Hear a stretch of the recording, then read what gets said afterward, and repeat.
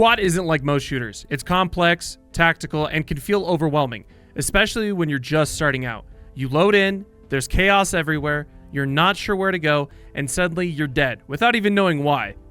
We've all been there. Trust me, we all had to start at some point.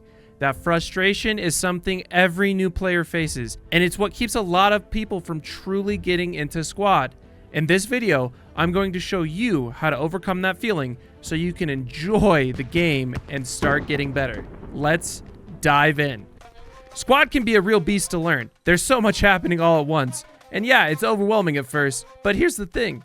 You don't have to master everything right out of the gate. The best way to get better is to break it down into manageable goals.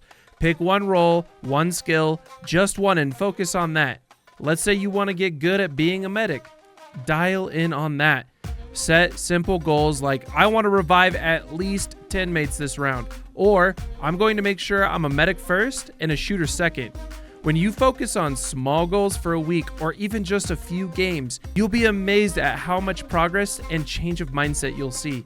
Another example of setting a small goal in Squad is making verbal callouts to yourself on what sounds you're hearing in game. You don't need to go over squad comms or even local comms to make these callouts, but simply making these callouts aloud to yourself will get you moving in the right direction to understanding what's going on around you. You may not know what all of them are to begin with, but the more you pay attention to the sounds of the battlefield, the better you will move through it successfully. Pick an area, commit to it, and you'll see massive improvements. Now, finding the right squad is huge. The people you play with can make or break your experience. It's not always easy to find a group that clicks with your playstyle, but here's how you can go about it. I've played with squads that are super into the hardcore simulation side of Squad, guys who will plan every movement, have rank systems, need to clear everything through the command chain, and I've played with chill groups who just want to unwind and enjoy the game. There's a spectrum. You've got to shop around a bit and join different servers, play a few rounds and see what fits your vibe. Hopefully, you'll find one squad where everything clicks, the communication will be smooth, the tactics will be on point, and you will have a blast. Stick with them if you can for the next few rounds and learn as much as you can. Don't be afraid to stick with a squad if they're doing something right. The right squad will make you love the game.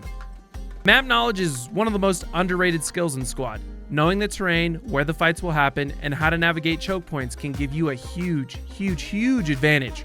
If you're new, I highly recommend spending some time in offline mode or watching videos to get familiar with the maps. Learn where objectives usually pop up and know critical paths that are going to get contested early on.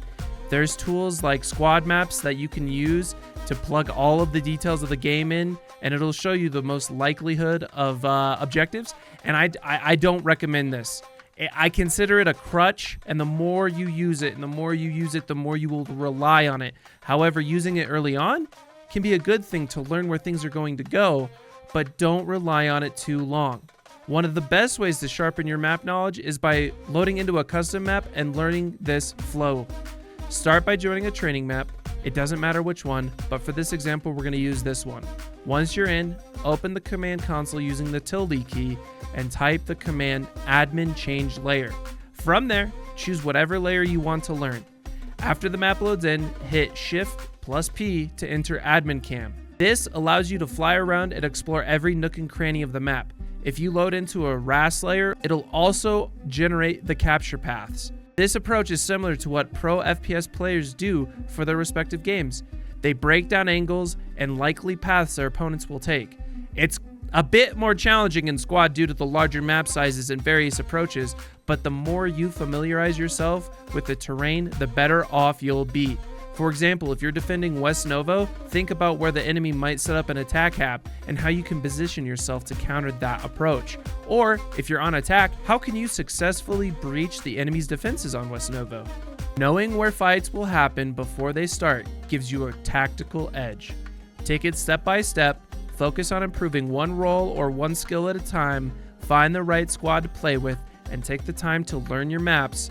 Squad is a game of patience, strategy, and the more you invest in learning these elements, the more rewarding your experience will be. If these tips helped you, be sure to hit that subscribe button for more Squad guides. And hey, drop a comment below, let me know what you're struggling with, and I'll help you through it in the next video.